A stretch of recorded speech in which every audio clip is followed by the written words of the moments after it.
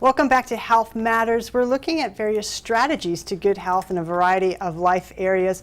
With me to talk about relationships and how to cultivate healthy relationship habits is author Paul J. Meredith. Welcome, Paul. Thanks, Lana. I'm glad to be here. Thanks. And you have a book. Let's see your book. I do. And what's it called? Is it any wonder you're single? Everything you wish you knew about landing Mr. Right. I love it. I love it. Okay, let's start with some topics in your book.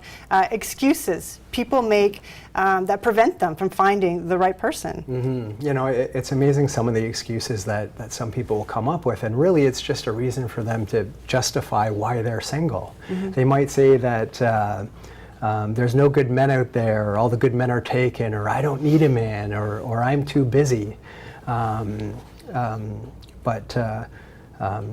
Really they're just justifying. Mm-hmm. And what do people do with those excuses? Like, how do you work through them? Well, what I suggest to do is come up with a list, identify your top excuses, identify your top 3 excuses, and then ask yourself, how are those excuses supporting you and your goals? Right? Now come up with your top 3 and then write down beside each one what benefit you get out of having that excuse. Mm-hmm. And most often it's protecting them, or preventing them from... It's a type of protection, exactly. And the benefit might be that, well, they don't have to date, or they have more free time, or they don't have to risk rejection. Yeah. But then once they've identified the benefits, then they want to go back and ask themselves how things would be different if they no longer had those excuses, if they no longer made those excuses. Mm-hmm. And that's one way of how people self-sabotage themselves. Are there other ways that people self-sabotage themselves? Well, a lot of people have, there's nothing wrong with having high standards, and I actually encourage people to have high standards. But you have to ask yourself if they're realistic, because some people will have completely unrealistic standards. What do you mean? Give me an example. Well, like, let's say, for example, you have a standard where you only want to date people that like Brad Pitt. Like Brad Pitt. Let's actually you only want to date Brad Pitt. Not even someone that looks like Brad Pitt, but Brad Pitt himself. And so, needless to say, you're probably going to be rejecting a lot of good candidates for yourself because you've got this one unrealistic standard that you're living by. Mm-hmm. And I like what you say in your book. Mr. Right can be anywhere and approach you at any time, but really, if you're not open to seeing it, like you've lost that opportunity.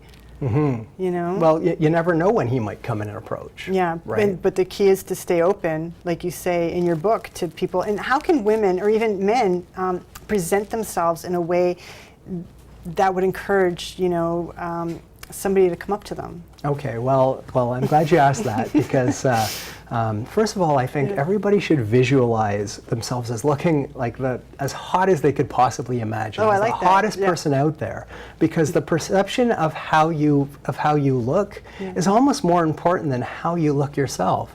Because when you perceive yourself to look a certain way, your whole physiology changes. You smile a lot more, your body language opens up, and you become more approachable. And everybody can also look a little bit more attractive if they were to just put a little bit of effort into it. Yeah. And because if you make yourself look more attractive, you want to be ready for that one time when that person does approach. So put a bit more effort into the way you look. Try to make yourself look a bit more attractive, because when you look good, you feel good. Exactly. And when you feel good, you start drawing attention from the opposite sex.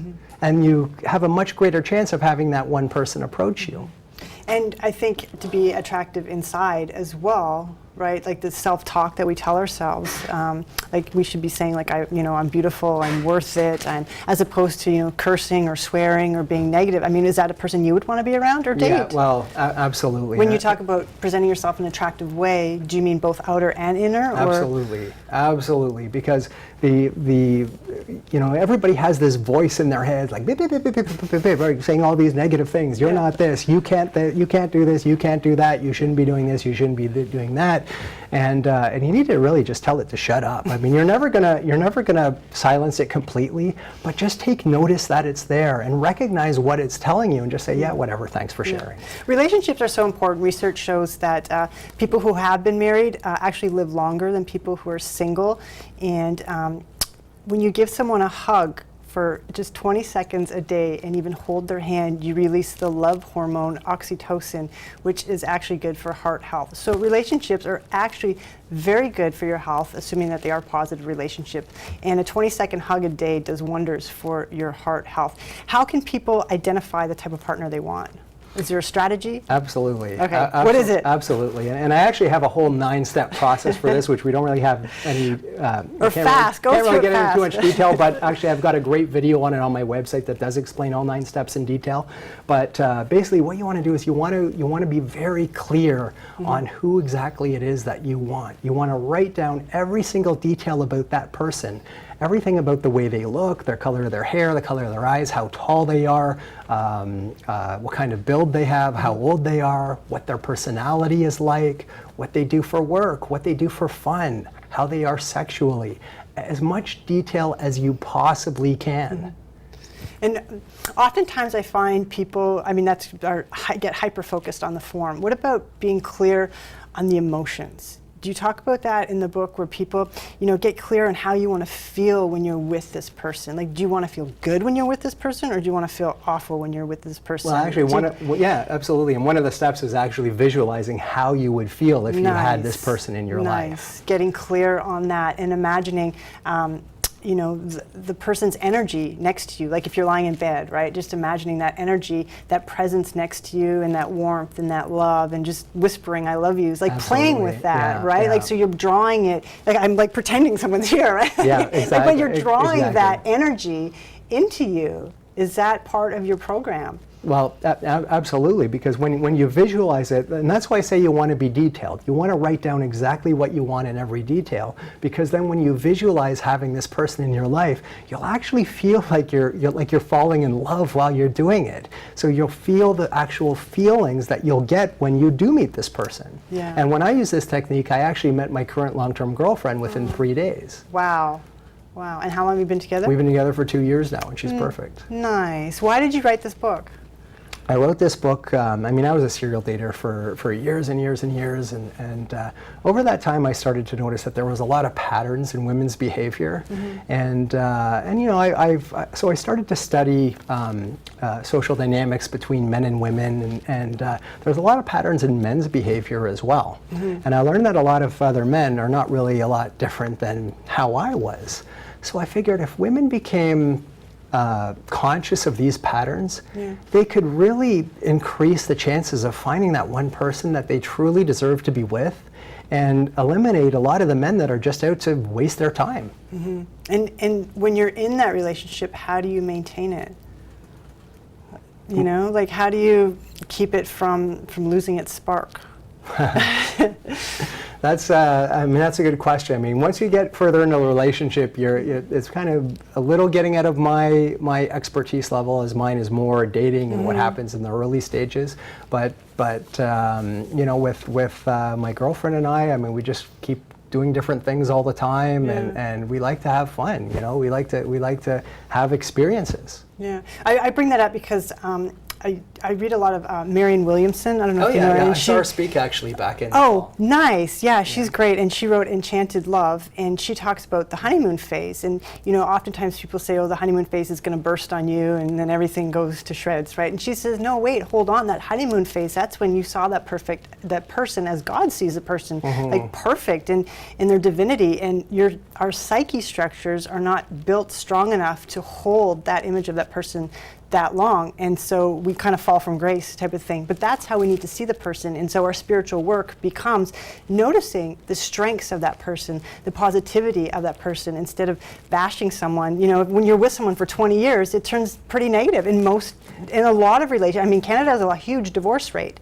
So it becomes inner work to be positive with your partner. Do you find that? Absolutely, and you have to understand each other, and you have to share experiences. And communication is such an important thing in any relationship, because if there's no communication, then you're not understanding each other. You're not on the same page. Do you think a person blows off the perfect partner without realizing it? Absolutely. Yeah. And I think this happens all the time. Like.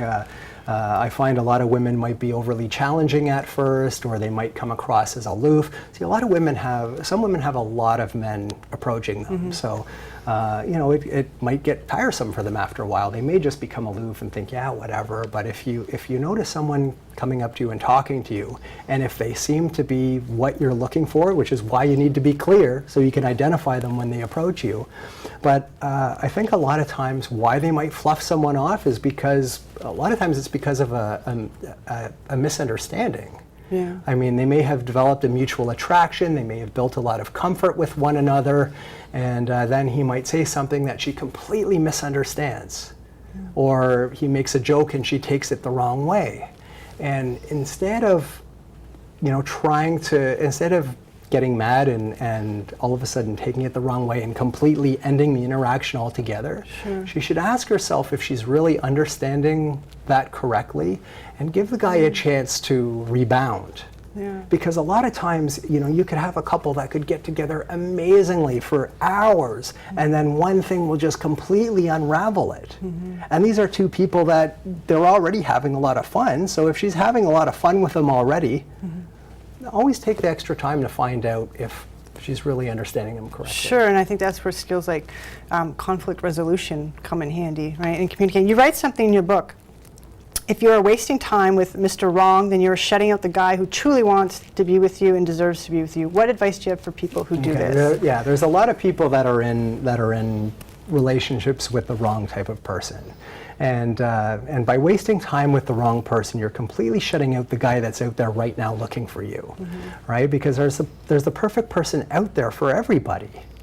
And by hanging in there with the wrong person, that other perfect person out there looking for you, you're completely ripping him or her off by staying in this relationship. Not to mention you're ripping yourself off, and you're also ripping off the person that you're currently with, because you're holding them back from being with the person that they're meant to be with. Yeah, so authenticity and being honest with yourself are key points. Absolutely. You can't stay in a relationship because of fear or because it's comfortable or even worse, because you don't think that you can do better. Yeah, take a risk. You have to take chances. I mean, people get trapped in mediocrity and they stay there. And they stay. Don't stay in mediocrity. You deserve better. Thank you, Paul Meredith, for coming on Health Matters. We'll be back more on Health Matters. Come on back. Thanks, Lana.